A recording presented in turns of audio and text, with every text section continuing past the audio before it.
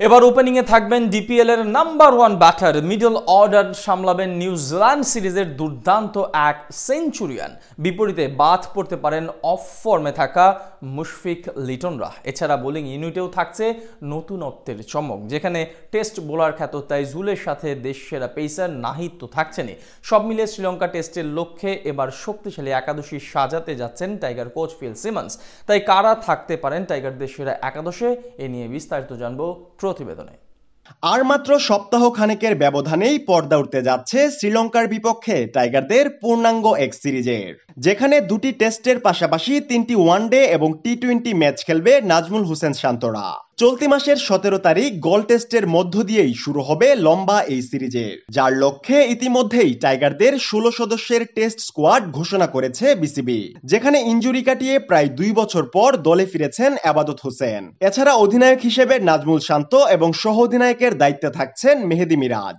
এর আগে সবশেষ 2 সিরিজেই দলের ব্যর্থতা ছিল চোখে পড়ার মতো, তাই লঙ্কা টেস্ট জিততে এবার শক্তিশালী একাদশ গঠনের কোনো বিকল্প নেই টাইগারদের। ফলে স্কোয়াডে থাকলেও সেরা একাদশ থেকে বাদ পড়ার তালিকায় থাকতে পারেন মুশফিকুর রহিম কিংবা লিটন দাসের মতো বড় বড় নাম। তাই কারা থাকবেন টাইগারদের সেরা একাদশে, সেটি যেন এখন বড় প্রশ্ন।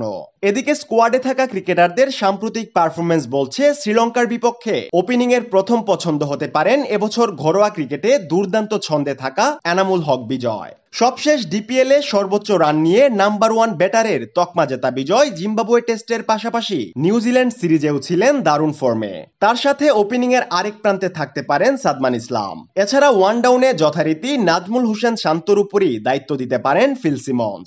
এদিকে মিডল অর্ডারের শুরুতে টাইগার কোচের প্রথম পছন্দ হতে পারেন দলের টেস্ট স্পেশালিস্ট খ্যাত ক্রিকেটার মুমিনুল হক। অন্যদিকে এবার বাদ পড়তে পারেন টানা ব্যর্থতা দেখানো মুশফিকুর রহিম। তার পরিবর্তে সেরা একাদশে জায়গা করে নিবেন তরুণ মাহিদুল ইসলাম অঙ্কন। সবশেষ নিউজিল্যান্ড সিরিজে দুর্দান্ত সেঞ্চুরির পাশাপাশি সর্বোচ্চ রানের কৃতিত্ব ছিল তার নামের পাশেই। ফলে সেরা একাদশে জায়গা পাওয়া অনেকটাই নিশ্চিত তার জন্য।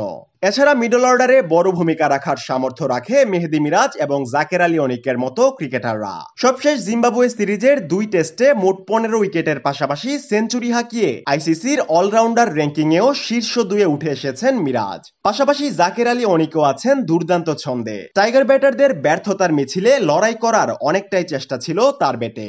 এছাড়া স্পিন ইউনিট শক্তিশালী করার লক্ষ্যে সেরা একাদশে জায়গা পেতে পারেন তাইজুল ইসলাম। জিম্বাবুয়ের বিপক্ষে চট্টগ্রাম টেস্টের 2 সেশনে 9 উইকেটের চমক দেখান তিনি। বিপরীতে পেস বিভাগের নেতৃত্ব থাকবে দেশের সর্বোচ্চ গতির পেসার নাহিদ রানার উপর। তার সাথে দেখা যেতে পারে ডানহাতি ফাস্ট মিডিয়াম পেসার আবাদত হোসেনকে।